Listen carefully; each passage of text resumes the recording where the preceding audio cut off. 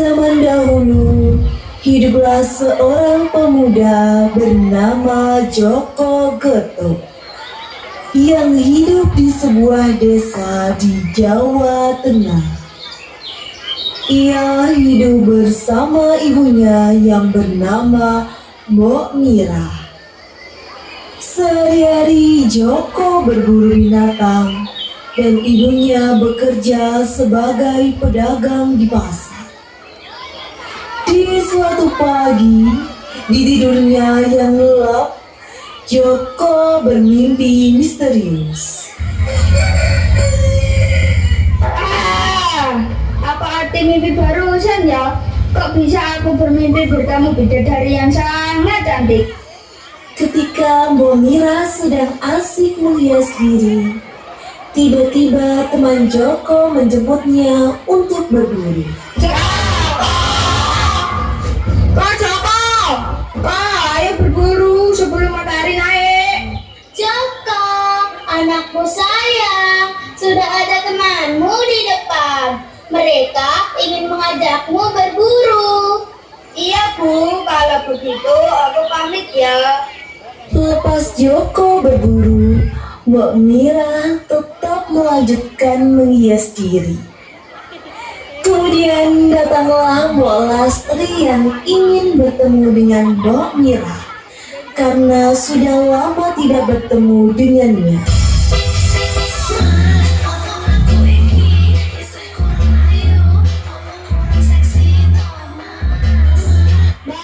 Mbak Mira, lama sudah ya kita tidak bertemu. Mbok Lastri. Iya, Mbok. Belakangan ini aku memang sedang beristirahat di rumah. Waduh, pantesan ya wajahnya makin glowing gitu. Kalau dilihat-lihat, umur Joko sudah dewasa ya. Bagaimana kalau Joko menikah dengan anakku Laraswati? Idemu sangat bagus, Mbok. Umur Joko dan Laraswati juga sudah cukup untuk menikah, bukan? Ya sudah, Mbok. Kalau gitu, mari kita coba bicarakan dengan Joko ya, Mbok.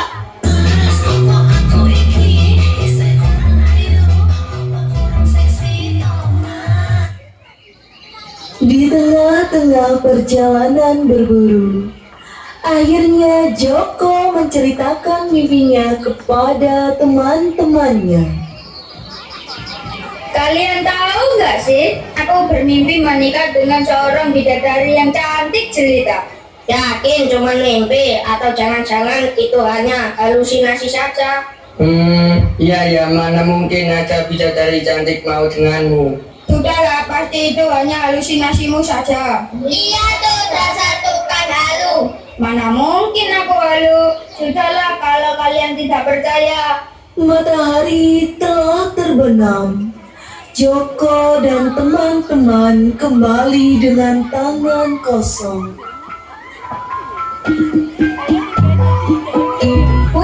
Aku pulang. Tapi sayangnya aku tidak mendapatkan hasil buruan. Sudahlah nak, tidak apa-apa. Besok kan masih ada waktu. Nak, ibu ingin berbicara denganmu. Kamu akan ibu nikahkan dengan anak Mbok Lastri, yaitu Laraswati. Baiklah Bu, Joko mau demi kebahagiaan Ibu. Joko dan Laraswati akhirnya menikah.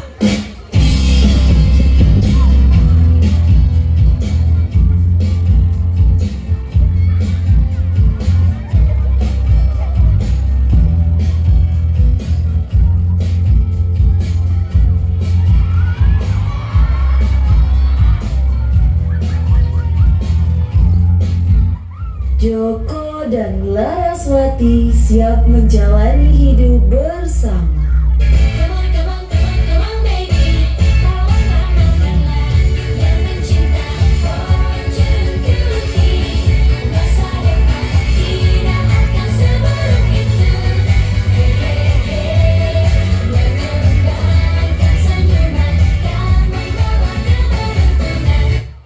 Keseharian Joko tetap berburu dan Laraswati membantu Mbok Mira di rumah.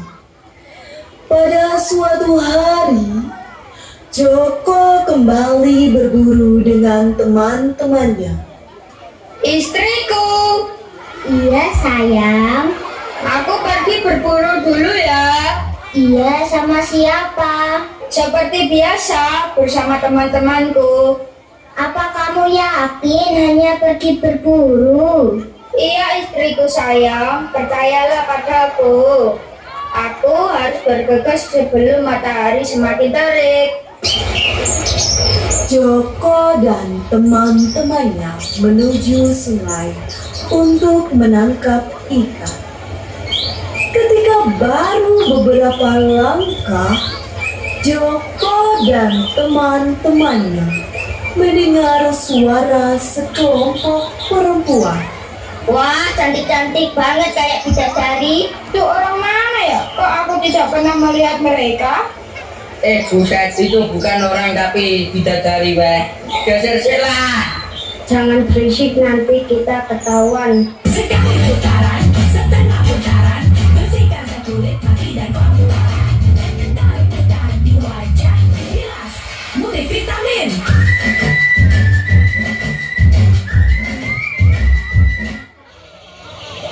Saat sedang asik mengintip, Joko dengan pikiran jahatnya mengendap-endap untuk mengambil selendang dari salah satu bidadari.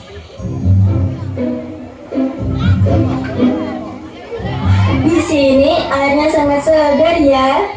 Benar, apalagi di sini pemandangannya sangat indah.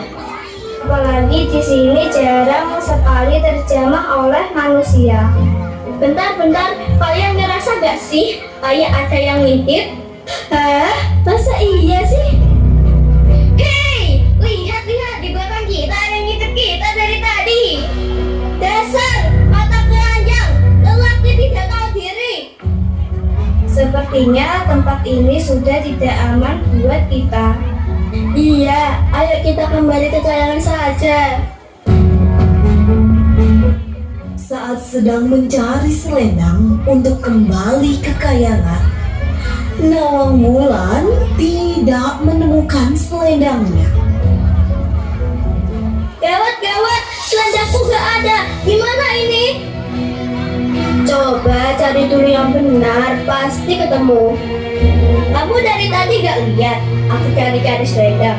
Kamu pikir aku cuma santai-santai saja?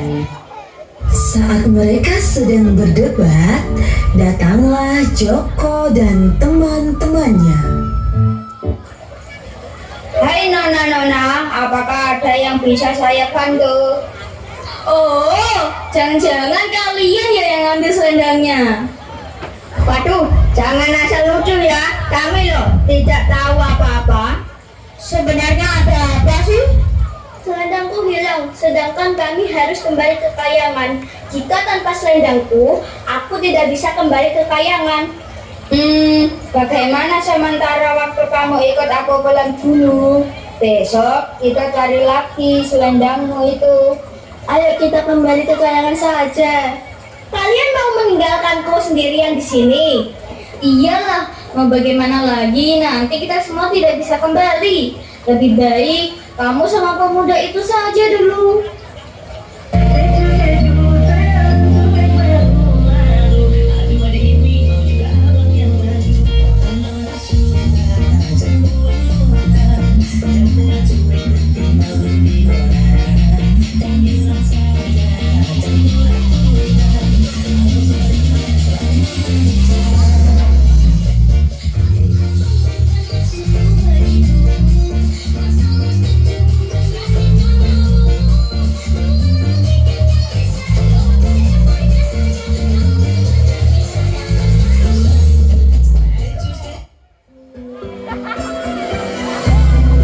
Baiklah, aku ikut denganmu. Di sini aku pasti akan kedinginan.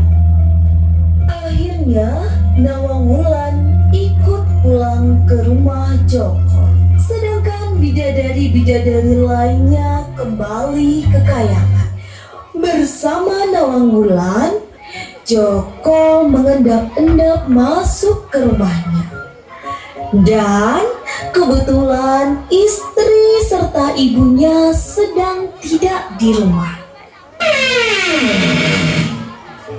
Kamu pilih saja bajunya. Itu bajunya ada di lemari. Tenang, itu baju ibuku kok. Iya, makasih ya. Keesokan harinya, Nawang Wulan berkeliling melihat keadaan rumah Joko. Tiba-tiba, dia tertarik pada sebuah kotak yang terletak di pojok dapur rumah Joko. Loh, bukannya ini selendang milikku ya? Pasti dia yang menculiknya agar aku tidak bisa balik ke kayangan. Nawang Wulan bergegas keluar rumah. Tanpa sengaja, ia menabrak Laraswati. Aduh, hati-hati dong. Sebentar, kamu kok keluar dari rumahku? Siapa kamu? Itu rumahmu. Lah, kamu sendiri emang siapa? Sudah jelek, kucel, sosokan banget sih jadi orang. Ini sok cantik banget kamu. Aku ini istrinya Joko, wanita paling cantik di desa ini. Hah? Joko sudah punya istri? Bentar, aku bisa jelasin semua ini. Bukan begitu ceritanya. Sini, biar aku luruskan dulu. Joko Geto akhirnya ditinggalkan oleh semua keluarganya. Mbok Mira, Laraswati, dan Mbok Lastri pergi hidup nyaman di kota. Nawang Wulan pun kecewa kepada Joko dan pergi kembali ke kayangan. Joko Geto akhirnya hidup sebatang kara dan menyadari kesalahannya. Oke, persiapan setelah ini atraksi pencak silat. Oke, ya. Ketua Agama